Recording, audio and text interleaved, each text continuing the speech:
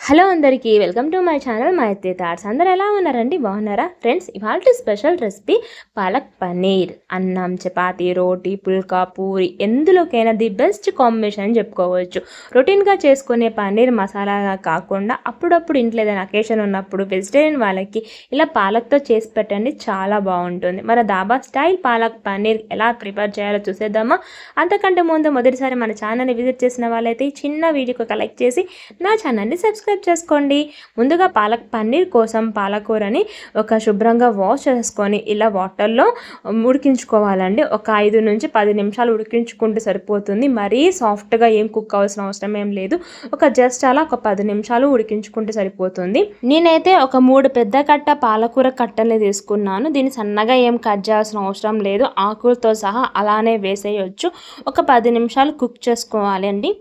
ఉడికించిన పాలకూరని మిక్సింగ్ జార్లో వేసుకొని అలాగే 4-5 పచ్చిమిర్చిని వేసుకొని మెత్తని పేస్ట్ లాగా చేసుకొని పక్కన పెట్టుకోవాలి. ఇప్పుడు స్టవ్ ఆన్ చేసుకొని ప్యాన్ పెట్టుకొని కొద్దిగా నెయ్యి వేసుకోవాలి. నెయ్యి ప్లేస్లో మీరు బటర్ కూడా యూజ్ చేసుకోవచ్చు. తర్వాత కట్ చేసి పెట్టుకున్న పన్నీర్ ముక్కల్ని వేసుకొని కొద్దిగా కలర్ చేంజ్ అయ్యేంత వరకు మీడియం ఫ్లేమ్లో ఫ్రై చేసుకోవాలి.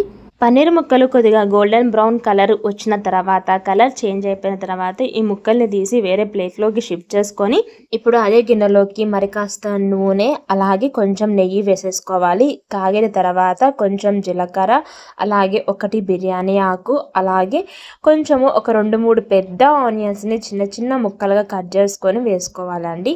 అలాగే కొద్దిగా కొత్తిమీర, కరివేపాకు, పుదీనా తరుగు వేసుకోవాలి.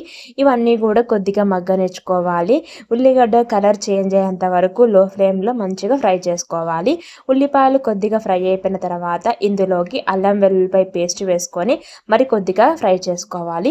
ఒక్కసారి ఉల్లిపాయలు ఫ్రై అయిపోయిన తర్వాత ఇందులోకి మనం ముందుగా ఉడికించి పేస్ట్ చేసి పెట్టుకున్న పాలకూర పచ్చిమిర్చి పేస్ట్ని వేసుకోవాలి. ఈ పాలకూర పచ్చిమిర్చి పేస్ట్ అనేది కొద్దిగా ఫ్రై చేసుకోవాలి. ఉల్లిపాయలతో బాగా మిక్స్ చేసేసుకొని కొంచెం నూనె తేలేంత వరకు ఫ్రై చేసుకోవాలండి. అలా కొద్దిగా ఆయిల్ పైకి తేలిన తర్వాత ఇందులోకి అయితే మనం మిగతా ఇంగ్రీడియంట్స్ అనేవి యాడ్ చేసుకోవాలి.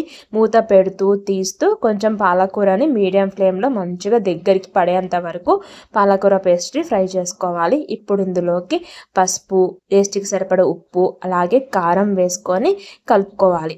తర్వాత ఇందులోకి కొద్దిగా వాటర్ని యాడ్ చేసుకోవాలి. నేనైతే 250 ml వాటర్ని వేసేసుకొని పాలకూర ఫ్రైని దగ్గరికి పడేంత వరకు ఉడికించుకుంటున్నాను.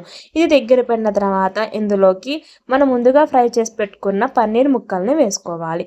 పన్నీర్ ముక్కలతోని పాలకూర పేస్ట్ మొత్తం కూడా మంచిగా కలిసేలాగా కలుపుకొని మీడియం ఫ్లేమ్లో ఈ వాటర్ అంతా ఇనికిపోయేంత వరకు ఉడికించుకోవాలి. చివరిగా ధనియాల పొడి, జీలకర్ర పొడి, అలాగే కొద్దిగా గరం మసాలా వేసుకొని అలాగే ఫైనల్లీ కొంచెం కసూరి మెంతి వేసుకోవాలి.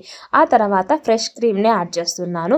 మీ దగ్గర ఫ్రెష్ క్రీమ్ కనుక అవైలబుల్గా లేకపోతే పాల మీద మీగడ ఉంటుంది కదా, అదైనా వేసుకోవచ్చు. లేదా 1 టేబుల్ స్పూన్ బటర్ అయినా యాడ్ చేసుకోవచ్చు. లేదా 1 టేబుల్ స్పూన్ నెయ్యి అయినా యాడ్ చేసుకోవచ్చు ఈ స్టేజీలో.